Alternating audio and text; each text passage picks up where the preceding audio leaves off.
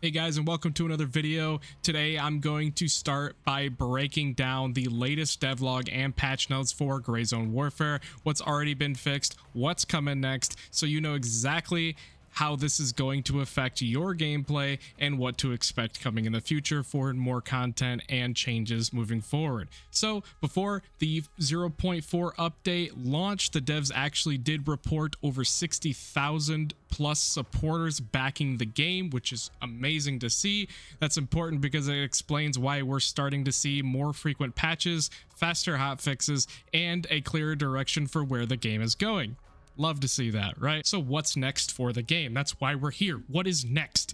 One of the biggest upcoming features is a new player visibility system. The system will determine how visible you are to enemies based on several factors like concealment, weather conditions, lighting, movement speed, and even whether or not you're using a suppressor.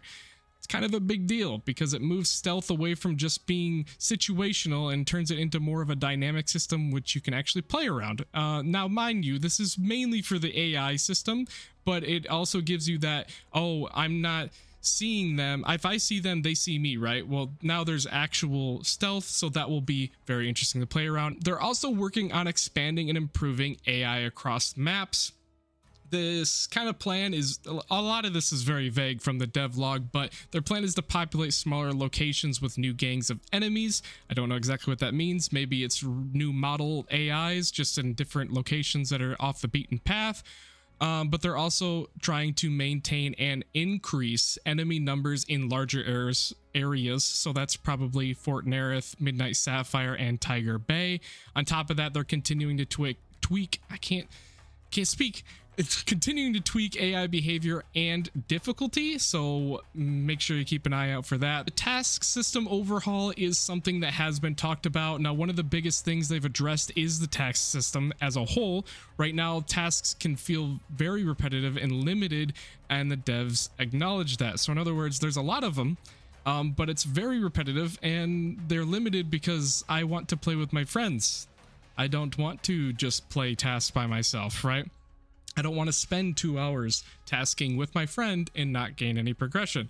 So they're working on improving task availability, reducing repetition, and making the overall system more engaging. They also mentioned improvements to vendors and in-game economy. I don't know exactly what that means, but hopefully that should help balance progression-based opportunities for people. And one of the more interesting additions in long-term contract system where the objectives will be displayed directly on your tactical map. If done right, this could make missions feel more meaningful and less like random busy work. So what I'm going to kind of break down the tactical map and the objective one. So basically the long-term contracts is going to be located on the left-hand side of your map when you open it, and these are specifically what they consider long-term objectives is when you have to go find these two based items and turn them into a vendor. Instead of having to go around the whole map and look for this tiny little square, you can actually just click on the left-hand side of your screen and turn that in. So that's going to be kind of nice moving forward. On the technical side of things, they're working on DLSS 4.5 support for NVIDIA users, which is great to see.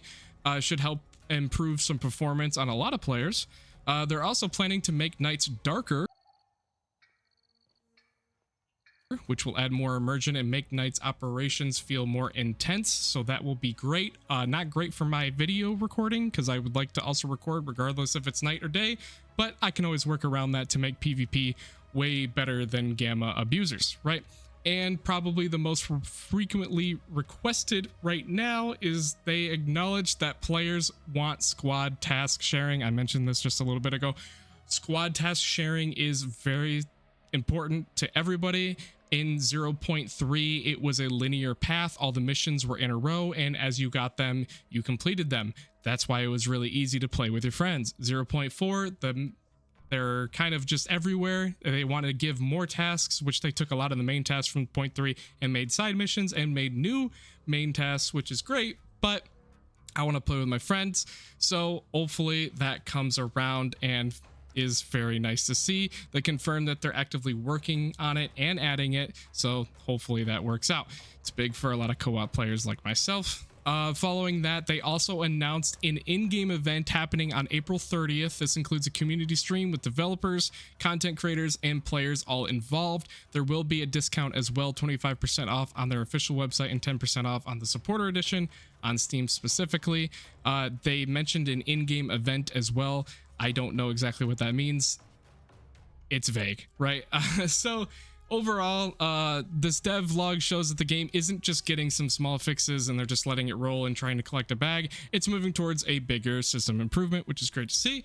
They're addressing core gameplay stability, AI, and progression at all of the same time. And if they continue at this pace, the game is definitely heading in a solid direction. So if you want to see more breakdowns like this, or just some quick no BS guides like I've been outputting like crazy, please let me know down below if you do have a mission specifically as well. And I'll see you guys in the next one. Thanks for watching, and please leave a like, comment, subscribe, follow, whatever down below. Thanks, guys.